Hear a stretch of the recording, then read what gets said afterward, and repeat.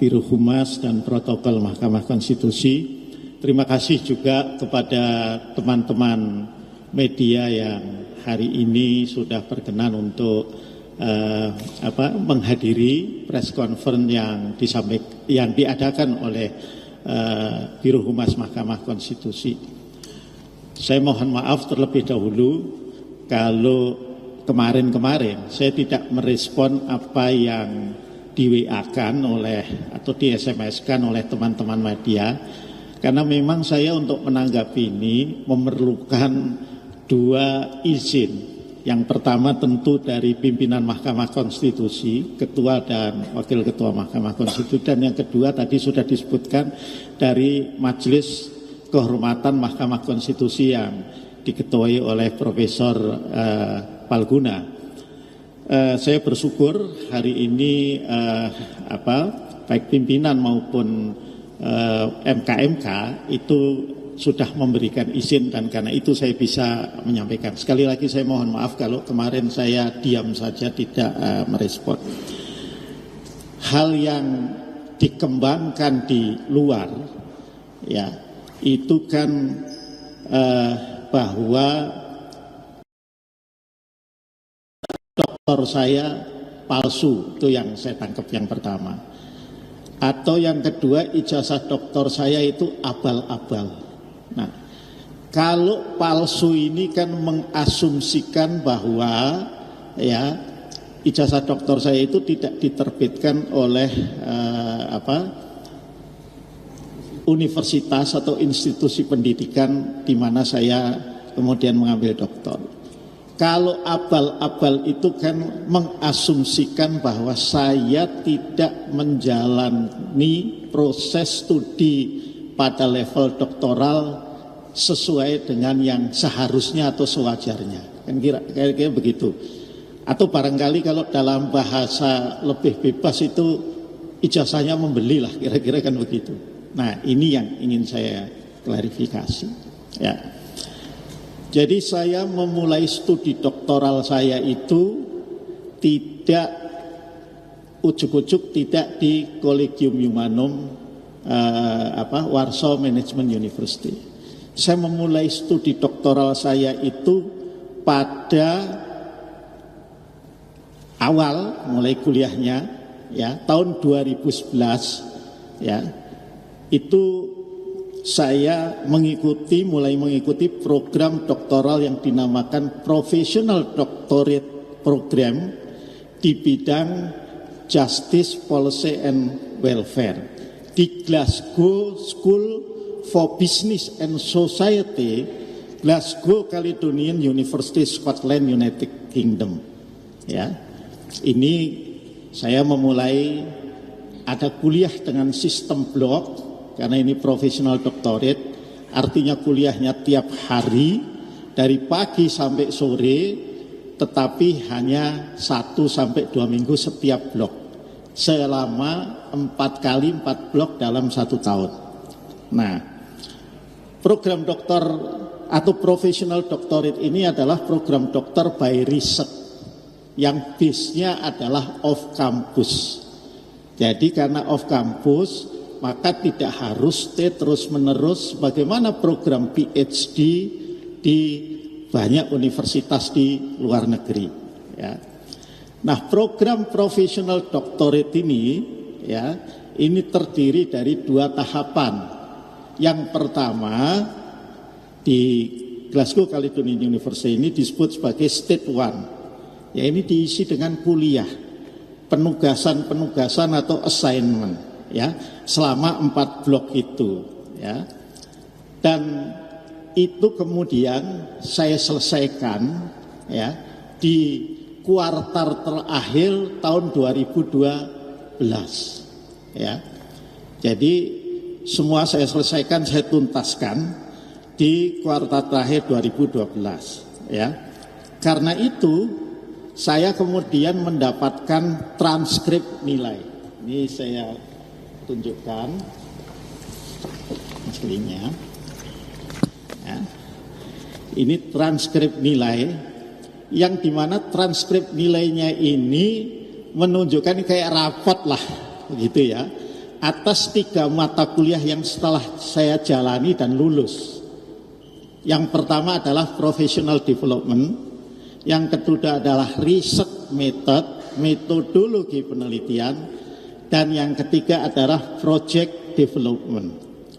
Ini total kredit poinnya adalah 180. Nanti tanpa difoto silakan kalau ada yang mau lihat, tapi gantian itu. Nah, di sini ditulis award atau classification eligible for professional master degree. Nah, jadi mulainya dari sana ya. Jadi saya sudah mengikuti kuliah.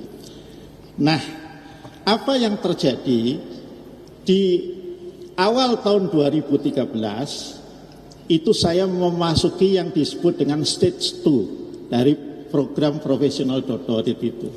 Stage 2 itu ya tentu berisi riset dan penulisan disertasi yang dimulai dengan tentu pengajuan proposal disertasi ya.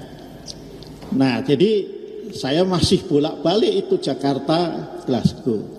Tapi di 2013 itu saya pada saat itu sejak 2011 itu kan menjadi pengurus DPP P3 sebagai ketua LBH DPP P3. Saya diminta oleh partai pada saat itu, tidak ada niat sebetulnya ya, untuk menjadi calon anggota DPR RI untuk pemilu 2014. Jadilah saya caleg, tidak nomor 1. Saya menjadi caleg dari Dapil Jawa Tengah 10, Pekalongan, Pemalang, dan Batang ya. Dan ya ini takdir, di Dapil Jawa Tengah 10 P3 dapat 1 kursi dan kok saya yang terpilih, padahal saya tidak nomor 1 ya. Pada saat itu, jadi sebelum pemilu beberapa bulan, 4 atau 6 bulan sebelumnya, Pak Romi yang waktu itu posisinya Sekjen DPP 3 itu telepon saya yang lagi suka bolak-balik ke Jakarta, Glasgow karena memulai untuk riset dan penulisan disertasi. Beliau minta agar saya juga bisa fokus juga ke pencalegan supaya P3 kursinya nggak hilang di dapil itu. Maka saya pulang dan saya kemudian fokus di dapil dan akhirnya saya terpilih. Setelah saya terpilih ya, itu kemudian saya jadi anggota DPR terpilih, belum dilantik, P3-nya konflik, terbelah. Waktu itu antara Muktamar Surabaya dan Muktamar Jakarta, antara kelompoknya Pak Romi dan kelompoknya almarhum Pak Surya Dharma Ali ya. Nah, kemudian saya dilantik, ada muktamar dilantik sebagai anggota DPR, dan kemudian pangkat saya di P3 naik dari ketua LBH jadi wakil sekjen hasil muktamar Surabaya. Setelah itu naik lagi jadi sekjen hasil muktamar Jakarta yang islah sebagian kelompoknya Yan Farid dan kelompoknya Mas Romahur Musi pada saat itu. Nah, saya kemudian mulai melakukan tugas sebagai anggota DPR sambil ngurusi kira-kira konflik internal partai lah sebagai sekjen ya pada saat itu. Saya kira kalau teman-teman media yang ada di DPR pasti masih ingatlah catatan-catatan itu. Nah, karena itu ini sangat mengganggu proses riset dan penulisan disertasi saya. Terlebih kemudian sebagai anggota DPR, saya juga yakinlah teman-teman juga tahu saya bukan anggota DPR yang sekali-sekali saja datangnya ke DPR, tapi hampir tiap sehari saya ketika ada pertemuan di DPR saya harus datang ke DPR. Saya diminta sebagai anggota, tentu ditugaskan oleh P3 sebagai anggota beberapa panja dari rancangan undang-undang. Yang paling membuat sibuk pada saat itu adalah panja RKUHP yang pembahasannya panjang lebar, lama, boleh dibilang hampir satu periode, di periode 2014-2019. Kemudian yang dalam catatan saya itu hampir 8 bulan adalah Pansus. Saya menjadi anggota Pansus dan kemudian tim perumus juga RUU terorisme, ya, yang melahirkan kemudian Undang-Undang Nomor 5 Tahun 2018. Ya. Kemudian juga saya tentu ditugaskan di badan legislasi. Teman-teman juga tahu yang berurusan dengan proses-proses legislasi yang ada di DPR, yang menjadi inisiatif DPR. Dan ditambah lagi pada saat itu saya juga ditugaskan di BAKN, Badan Akuntabilitas Keuangan Negara. Nah, praktis dengan kesibukan itu saya boleh dibilang stop riset dan penulisan disertasi. Nggak ada lagi waktu. Saya mengajukan cuti studi di Glasgow Caledonian University, ya, cuti 2 tahun dan kemudian setahun lagi. Hak cuti 3 tahun karena profesional doctorate itu harus diselesaikan. Kalau full time itu 4 tahun, kalau part time itu 7 tahun. Saya ngambil yang part time dari awal, sehingga total waktu yang saya punyai adalah 10 tahun. Itu. Maka kemudian seperti sebagian teman-teman itu tahu juga, dengan kesibukan seperti itu saya memang tidak bisa menyelesaikan. Di tahun 2018 saya dicalonkan lagi jadi anggota DPR. Salahnya mau lagi gitu.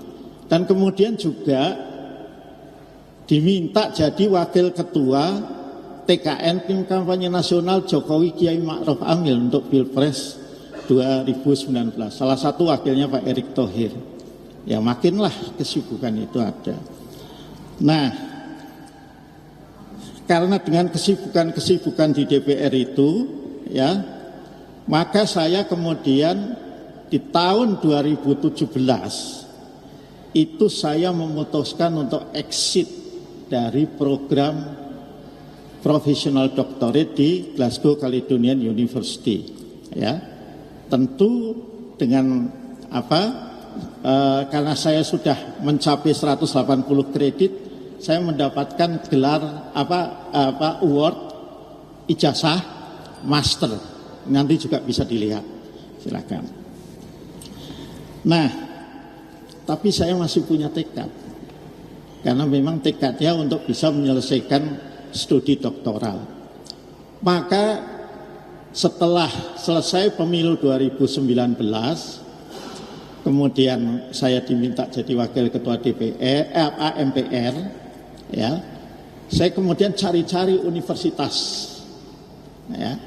Nah, dari perbincangan dengan teman-teman yang sama-sama sekolah di Scotland itu, saya kemudian diinfokan universitas swasta di kota Warsawa yang bernama Collegium Humanum Warsaw Management University. Yang ini juga sama dengan di GCU, memiliki program doktor lintas disiplin, ya. Nah, jadi antara lain di CH, ya, WMU ini ada program Doctor of Laws LLD. Di samping dia juga punya program LLM juga, ya. Dan ini programnya juga sama by Research of Campus.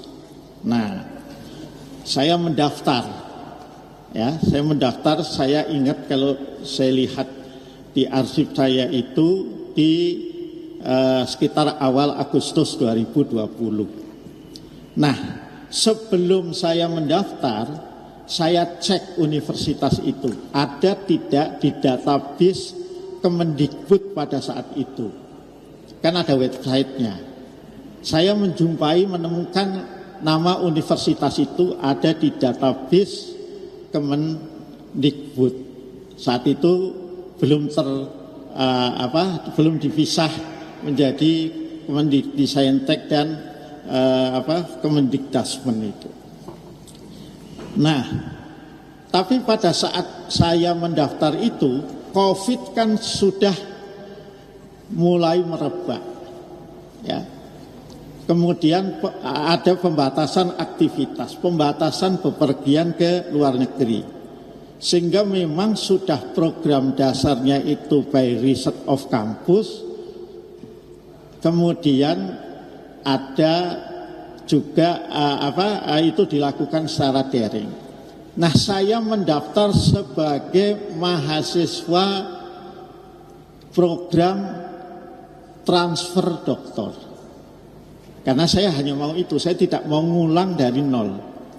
Maka karena ini skemanya adalah program transfer doktoral, ya, maka apa yang sudah saya capai, ya, di Glasgow Caledonian University itu kemudian diakui, diterima, ya, sebagai sebuah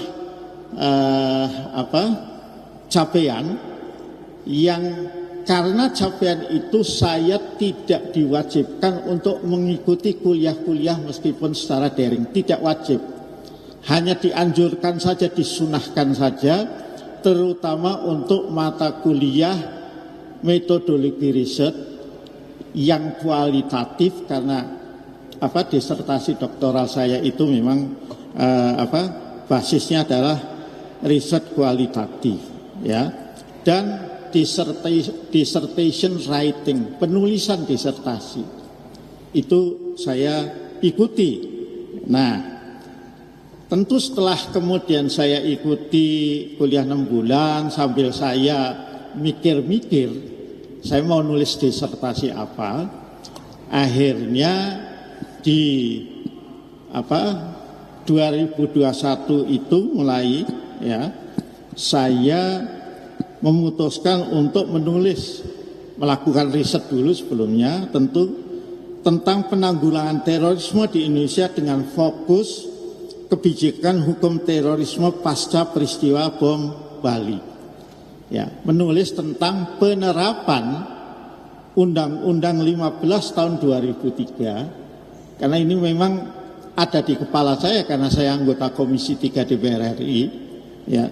Dan Undang-Undang nomor 5 tahun 2018. Nah, ini tentu sekali lagi berbekal bahan pengetahuan yang saya peroleh sebagai anggota Pansus dan kemudian tim perumus akhir dari RUU terorisme yang melahirkan Undang-Undang nomor 5 tahun 2018. Nah, disertasi saya ini saya tulis dengan 2 metode. Pertama adalah metode penelitian hukum normatif kepustakaan dengan meneliti tentu aturan-aturan dan kemudian juga meneliti melakukan literatur review, ya. Dan yang kedua dengan penelitian metode empiris. Bagaimana empirisnya dilakukan dengan melalui wawancara, ya, interview dengan sejumlah pemangku kepentingan penanggulangan terorisme. Siapa yang saya wawancarai? Nanti silahkan dicek, mudah-mudahan beliau-beliau ingat. Pertama, Kepala BNPT pada waktu itu Pak Komjen Polisi Dr. Boy Rafli Amar, ya. Yang kedua, dan beliau pada waktu saya wawancarai di kantornya, tapi bukan di kantor yang di luar kota, tapi di gedung Garuda itu, ya, di Kementerian BUMN itu, gedung Garuda, ya, di Merdeka Selatan kalau nggak salah jalan. Itu tentu beliau didampingi oleh pejabat BNPT waktu itu. Siapa lagi yang saya wawancarai? Kepala Densus 88 Polri pada saat itu, ya, Irjen Pol Pak Martinus Hukom, ya. Itu kita kemudian ketemu wawancara di satu tempat lah waktu itu sambil ngopi-ngopi di dekat Mabes Polri, ya. Siapa lagi yang saya wawancarai? Itu Komisioner Komnas HAM waktu itu, orangnya juga masih ada, bisa dicek, Ibu Sandra Moniaga, Komisioner Komnas HAM, dan Mas Khairul Anam yang sekarang anggota Kompolnas, ya. Siapa lagi? dari kalangan masyarakat sipil saya wawancari. Yang pertama adalah Pak Dr. Busro Mukodas, Pak Trisno Raharjo dan tim bidang hukum PP Muhammadiyah. Ini wawancaranya via Zoom karena Pak Busro ada di Jogja, Mas Trisno Raharjo juga saya ingat saya ada di Jogja. Ya, ini saya wawancarai via Zoom. Nah, kemudian Pak Sofyan Sauri, ini mantan anggota jaringan terorisme juga, ya. Dan terakhir yang saya wawancarai adalah Pak Kiai Muhammad Romo Safi'i lah, yang waktu itu sama-sama duduk di Komisi 3 DPR RI, tapi beliau menjadi ketua Pansus RUU terorisme. Nah, jadi kalau dibilang abal-abal ya silahkan dicek saja dengan beliau-beliau itu. Saya benar-benar melakukan wawancara atau tidak. Nah, dari hasil penelitian kepustakaan dan wawancara-wawancara itu, saya menulis disertasi yang berjudul Re-examining the Consideration of National Security Interest and Human Rights Protection in Counter-Terrorism Legal Policy, a case study on Indonesia with focus on post Bali bombing development. Disertasinya juga ada ini. Ya, nanti juga bisa dilihat yang mau melihat. Ya. Nah, disertasi ini ya seperti biasa. Bedanya kan kalau di luar negeri itu ujian promosinya disebut dengan Viva-Voce, ya, ujian oral lah. Saya diuji karena masih dalam masa pandemi COVID itu secara daring pada awal bulan Juni, ya. Dan dalam ujian itu tentu ada kemudian pengujinya menyampaikan hal-hal yang perlu diperbaiki. Yang saya ingat jelas adalah hal yang terkait dengan ethical issues, etika penelitian. Kenapa kok itu dipertanyakan? Karena saya anggota DPR yang punya informasi yang katakanlah lebih lah. Padahal informasi itu kan mungkin sebagian rahasia. Nah, itu kemudian harus diklarifikasi. Nah, jadi itu makanya kemudian saya balik lagi bertanya beberapa hal kepada Pak Martinus Hukom, sebab dalam disertasi saya ini ada beberapa data yang diberikan oleh Densus 88 pada saat itu. Saya mohon izin bahwa ini boleh nggak saya pastikan untuk dimuat di dalam disertasi, diperbolehkan baru kemudian saya muat. Nah, tapi pada saat itu masih pandemi COVID, ya, belum memungkinkan juga untuk perjalanan ke Eropa. Baru pada bulan Maret 2003, awal Maret, ya. Nah, kira-kira di bulan Februarinya atau apa, saya diberitahu akan ada wisuda doktoral di Warsawa sana. Kebetulan tempatnya di gedung yang jaraknya nggak begitu jauh dari kampus, di gedung pertemuan umum lah, ya. Nah, di wisuda itulah kemudian Collegium Humanum WMU Warsawa Management University juga mengundang Ibu Dubes Indonesia di kota Warsawa, Ibu Anita Lydia Luhulima, ya. Dan kemudian kami hadir. Ini foto-foto wisudanya juga ada, ya. Di sanalah diberikan, ya, di sanalah diberikan ijazah asli itu, ijazah asli, ya. Ini kemudian ini foto dengan Ibu Anita Lydia Luhulima, Dubes RI di Polandia pada saat itu, ya, itu ada. Nah, nanti juga bisa dilihat. Nah, tentu kemudian setelah selesai wisuda, karena saya dalam 2-3 hari itu mau balik ke Indonesia, maka ijazah itu saya copy, malah dibantu copy oleh KBRI, dan kemudian saya legalisasi. Ini juga nanti silahkan dilihat legalisasi asli dari KBRI di Warsawa. Ya, ini ada beberapa, nanti juga bisa dilihat. Nah, kemudian disertasi itu kemudian diterbitkan oleh penerbit buku Kompas, ya, oleh penerbit buku Kompas, ya. Tentu karena ini untuk buku supaya judulnya menarik, judulnya berubah.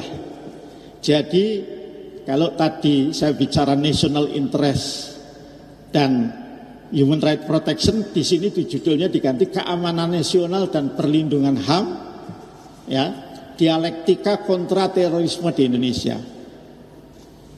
Tapi teman-teman nanti bisa lihat, ini Pak Mario kalau ada bukunya di atas, biar dibagi aja sama teman-teman, ya.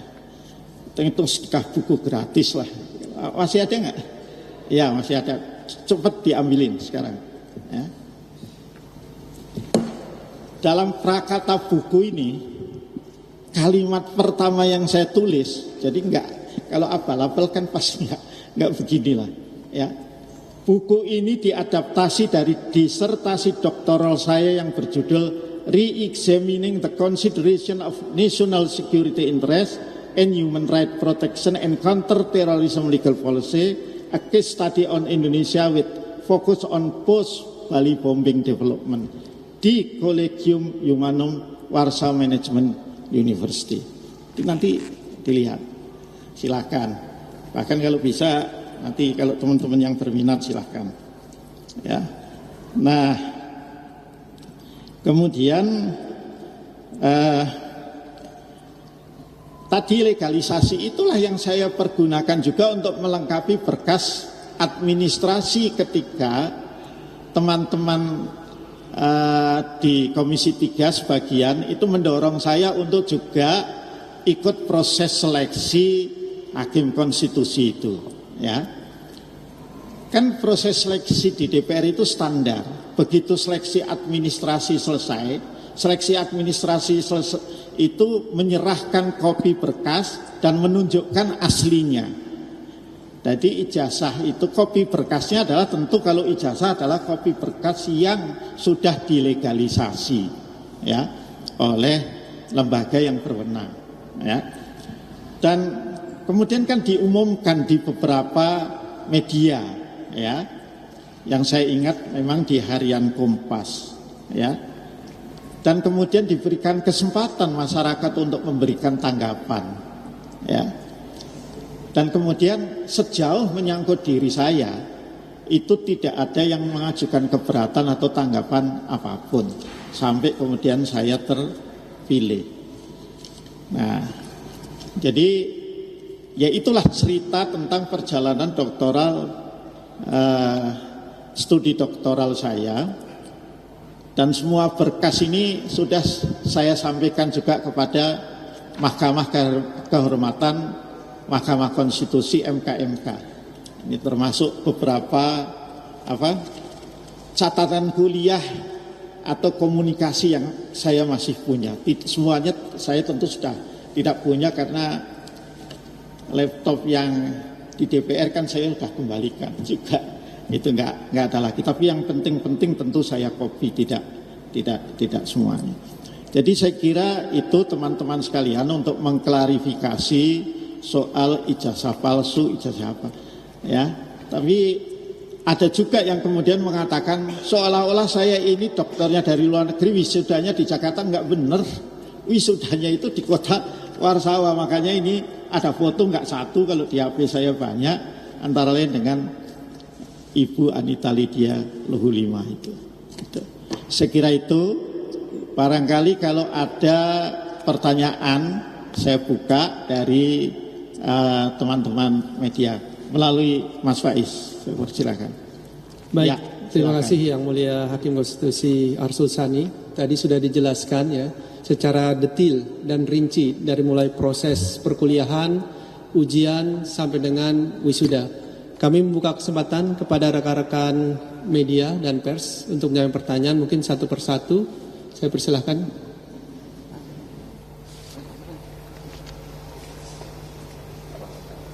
Mohon disebutkan nama dan dari media mana.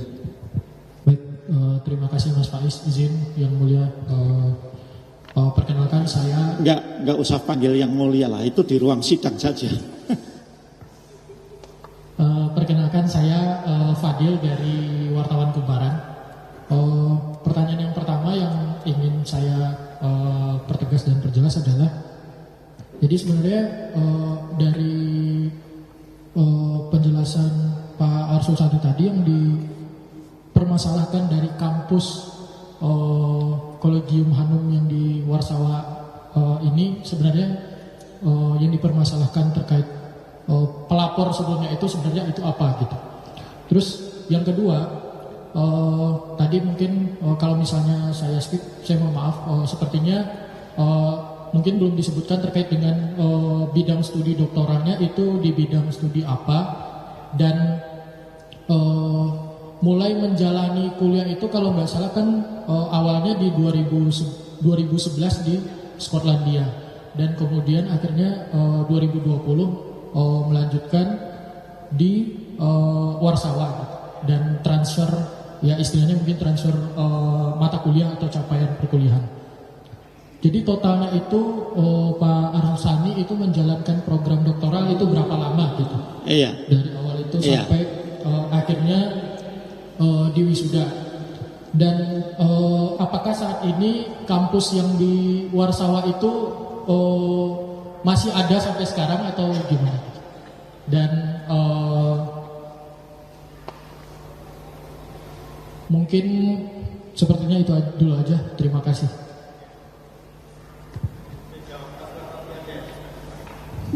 Kita jawab satu persatu dulu ya. Jadi tadi kan awalnya saya jelaskan, saya menjalani program profesional doctorate dengan prodi, ya program studi, ya policy, justice, and welfare studies lah kira-kira. Nah, tapi kan sebagaimana program doktor dimanapun, ya itu kan kemudian nama itu kan menunjukkan gitu, ya. Tadinya saya memang berniat tidak menulis tentang RUU terorisme, saya berniat menulis tentang civil justice reform, kan itu policy juga. RUU hukum acara perdata lah, ya. Tapi kenapa kok saya kemudian berubah? Karena RUU hukum acara perdatanya waktu itu nggak dibahas-bahas. Kan saya nggak ada bahan kalau nggak dibahas, gitu. Ada terutama yang terkait dengan aspirasi atau masukan dari public participation itu. Nah, kan berbeda dengan ini. Dengan ini isinya itu kan suara publik semualah, ya. Nah, kemudian itulah yang menyebabkan saya kemudian beda. Tetapi kalau ditanya bidangnya apa, ya justice and policy, ya kebijakan dan keadilan. Itu memang luas. Jadi kira-kira bisa ada di daerah hukum perdata, ada di daerah hukum pidana. Pada akhirnya saya menulis karena ini tentang terorisme kan pidana. Itu ya. Nah, berapa lama? Makanya saya ini termasuk dokter yang cukup lama, jangan ditirulah. 2011 sampai selesai baru Juni, kalau dihitung total ini ya 2022 11 tahun ya 11 tahun. Nah, di sini nanti bisa dicek lah di yang menerima program transportasi syaratnya boleh, tetapi dari sejak dia exit dari universitas sebelumnya sampai dia masuk itu harus dalam jangka waktu 5 tahun. Saya kan tadi saya bilang exit saya 2017, saya masuk di 2020. Kenapa? Habisnya di 2022. Saya kira itu program standar lah, ya, program standar di berbagai universitas bahwa nilai yang dulu itu bisa diakui asal masih dalam jangka 5 tahun sejak keluar sampai dengan mau masuk lagi itu. Itu yang saya pahami seperti itu. Nah makanya saya kan masih dalam sekitar 2,5-3 tahun lah, maka masih diterima. Itu Mas, apalagi. Nah, kenapa kok saya kira begini? Ya sepanjang yang saya ikuti bisa jadi saya salah. Teman-teman yang melapor itu kan basisnya karena ada podcastnya Mas Refli Harun. Tapi apakah mereka punya katakanlah satu dokumen atau satu apa? Saya kok tidak melihatnya sampai sekarang. Gitu loh. Berbasis yang saya ikuti nih ya, itu podcastnya Mas Refli Harun, ya itu saja ya. Itu.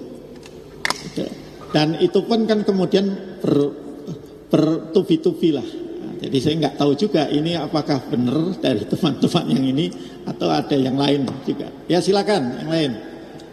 Silakan, tadi sepertinya Ya. sudah dari awal. Ya. Diperkenalkan dulu. Dilepas saja ininya.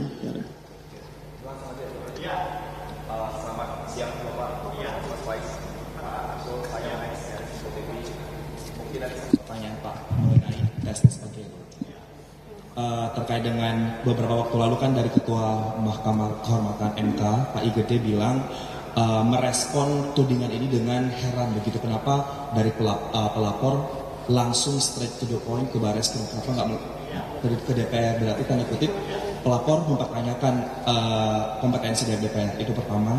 Kemudian berhubungan dengan itu juga Pak Bambang Pacul selaku pimpinan Komisi 3 yang dahulu mencalonkan Pak Arsul juga memastikan legalitas dan legitimasi dari Pak Arsul itu memenuhi syarat. Pertanyaan saya cuma satu Pak, mengenai tudingan ini yang terhitung sudah 3 hari begitu sejak dilaporkan ke Barreskrim, apakah nantinya dari Pak Arsul akan mencoba melaporkan kembali tudingan ini khususnya Pak pelapor ke Barreskrim Polri, mengingat memang ini mungkin bisa dikatakan salah satu hal yang namanya pencemaran nama baik begitu dari Pak Arsul sendiri. Terima kasih. Terima kasih. Pertama sekali lagi saya juga tidak kenal dengan, saya anggap adik-adik saya lah atau anak-anak saya yang melakukan pelaporan itu ya.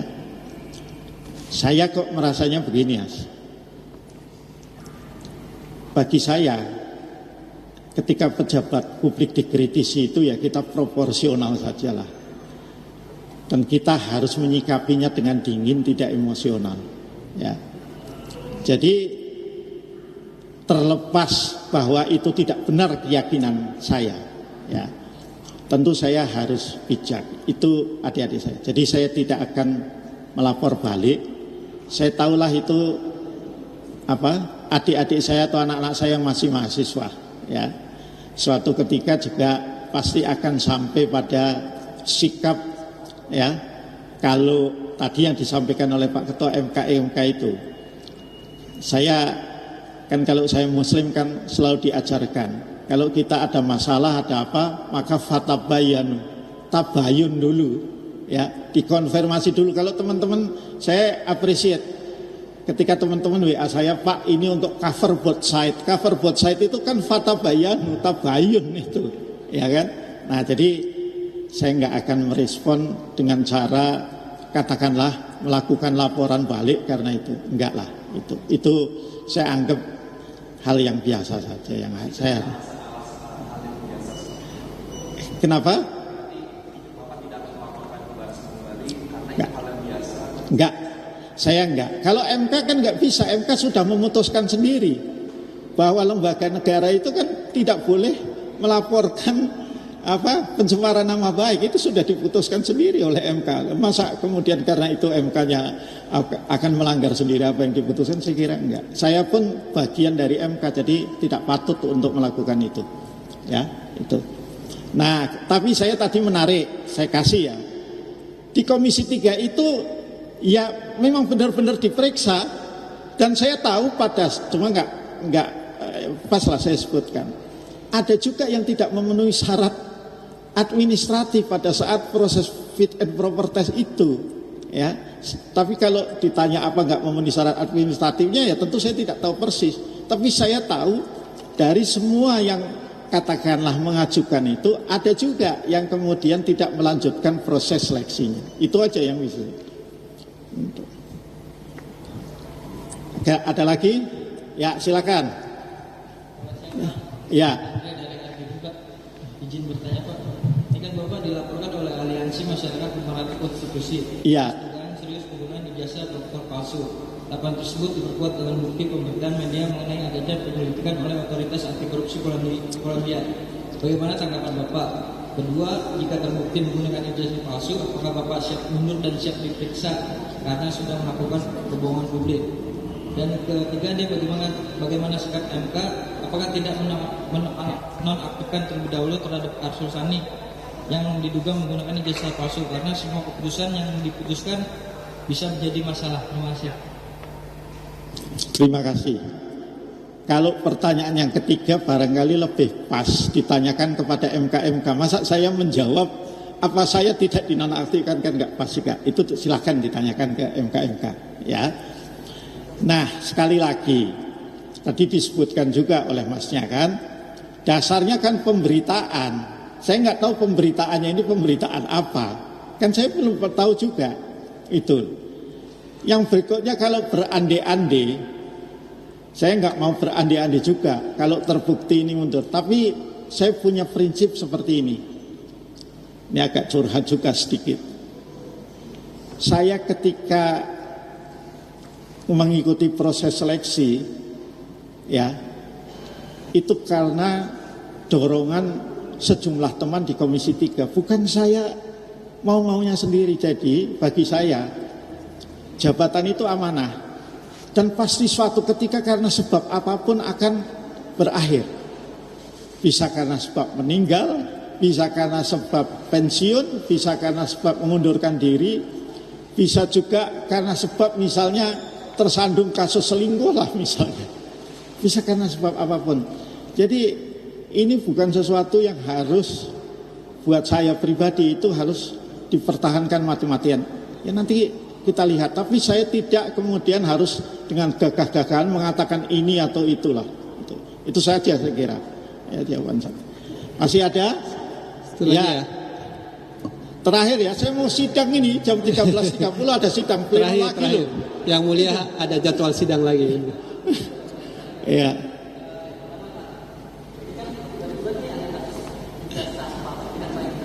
Iya. Apakah Bapak menduga kalau misalkan kasus ini supaya sebagai bentuk upaya untuk mengaswantokan Anda, Pak, dari untuk apa? Mengaswantokan Anda. Oh, terus yang ini kedua, kok ada istilah baru mengaswantokan. Itu istilah.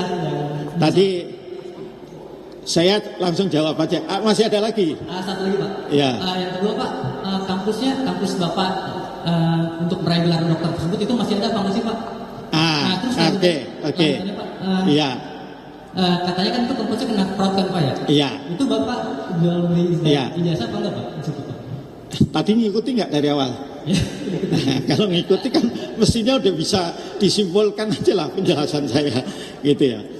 Jadi saya tidak boleh suudon, ya, bahwa ini dari skenario mengaswantokan Pak Arsul Sani. Saya nggak boleh suudon seperti itu. Tapi saya punya sikap tadi sudah saya sampaikan, jabatan ini amanah. Dan siapapun yang menjabat, tidak hanya hakim konstitusi, suatu ketika itu pasti akan berakhir. Tinggal karena apa, gitu ya. Jadi nggak usah juga kemudian ini harus kita pertahankan apa mati-matian lah atau apa, biasa aja lah, gitu ya. Itu. Nah, yang kedua kampusnya. Kan memang salah satu yang saya ikuti juga di pemberitaan itu, ya. Kemudian ini terjadi 1,5 tahun setelah saya selesai studi, ya. Itu rektornya itu kan kemudian ditahan oleh Komisi Anti Korupsi Polandia, ya. Dengan tuduhan, karena ini Komisi Anti Korupsi, menyuap pejabat Kementerian Pendidikan Polandia, ya, untuk mendapatkan izin yang saya pahami, ya, program eksekutif MBA itu, ya. Nah, saya tidak tahu kemudian perkembangan kasus itu apa, karena ada di Polandia. kalau saya googling saja, medianya bahasanya bahasa Polandia kan, nggak paham juga kita, itu loh. Tapi bagi saya, ya kalaupun misalnya ada satu perguruan tinggi tersangkut katakanlah kasus korupsi, katakanlah misalnya mahasiswanya masuk dengan nyuap, apakah kemudian kita mau berkesimpulan semua mahasiswa yang masuk itu pasti nyuap? Enggak gitu juga kira-kira gitu loh. Itu saya kira-kira perumpamaannya kan seperti itu tanpa menyebut universitas manapun lah ya. Nah belakangan saya tahu memang universitas itu kemudian ganti dari Collegium Humanum menjadi dalam bahasa Polandia ujungnya Varsovia gitu loh. Jadi kalau dalam bahasa Inggris itu adalah University of Business and Applied Science Varsovia. Ya sudah, saya merasa lah apa juga kepentingan saya kemudian untuk terus mengikuti itu ya. Ya sudah, itu saya memang tidak terus menerus mengikuti, sekali saja kalau dapat kiriman saya dari teman yang ada di Polandia atau yang media bahasa Inggris, ya saya inilah saya baca ya. Tapi gedung masih ada itu, beberapa itu masih ada. Hanya yang saya lihat ganti itu memang akun media sosialnya. Ya, tadinya kan akunnya kan Collegium Humanum menjadi bla bla bla Varsovia itu gitu loh. Tapi kalau saya lihat terakhir saya dikirimi wisuda itu ya baju wisudanya ya masih sama lah dengan ini, cuman beda itu aja. Itu loh. Nah, jadi itu jawabannya. Udah cukup ya. Saya harus sidang, tapi supaya meyakinkan, saya mohon teman-teman yang mau ngecek foto atau bahkan ijazah saya itu, tapi jangan difoto. Jadi kita harus sepakat dulu, nggak boleh difoto, harus dilihat. Nanti di zoom, nanti diedit gitu loh kan, saya pusing gitu loh kalau itu diinikan. Kecil aja begini aja, separuh ya. Ini pertama transkrip nilai saya. Ya, nih, ya, itu ya, nah, jangan lama-lama nanti ini kan tadi saya bilang eligible untuk ijazah master ini, ya, itu. Nah, ini adalah legalisasi dari KBRI. Nah, ini mana ininya? Saya harus cepetan tapi asli. Ya, asli nih. Nah, kalau yang mau lihat nanti silakan aja lah. Saya inilah. Ini diberikan. Nah, kalau ini mau lama nggak apa-apa. Nah, ini ya.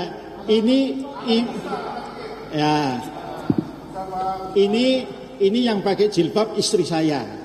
Ibu Sukma Violeta. Yang pakai ini adalah Ibu Anita Lydia Luhulima, dubes kita di sana. Dan beliau ikut bukan karena saudaraan sama saya, enggak, karena memang diundang khusus. Ya kalau enggak yakin karena beliau sudah enggak ada, dicek aja sama teman-teman di KBRI sana lah. Itu karena beliau kan tidak sendirian sebagai dubes, kan didampingi oleh staf pada saat itu. Dan ini di Warsawa ya, bukan di Jakarta gitu loh. Itu loh. Ini ada semua. Itu ya. Tadi saya lupa bawa paspor diplomatik saya karena saya ke sana pakai paspor diplomatik. Hah? Udah cukup kan? Makanya. Sudah cukup ya rekan-rekan. Jadi sangat detil, rinci, disertai dengan bukti-bukti. Oh, sudah dibagikan ya buku-buku ya? Juga sudah dibagikan. Ya, itu adalah disertasi. Kalau yang itu aslinya disertasi. Ini setebal ini. Ya. Jadi semua proses sudah dilalui dengan baik. Ini asli, judulnya, ada tulisannya, itu loh. Ya, ini.